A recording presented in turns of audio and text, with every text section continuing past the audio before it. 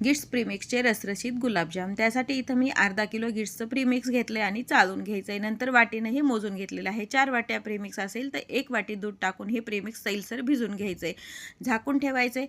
नंतर एका मोठ्या कढईमध्ये 6 वाट्या साखर, 3 वाट्या पाणी टाकून व्यवस्थित साखर विरघळून घ्यायची। साखर विरघळल्यानंतर खळखळीत उकळी आल्यानंतर हा पाक आपला तयार होतो।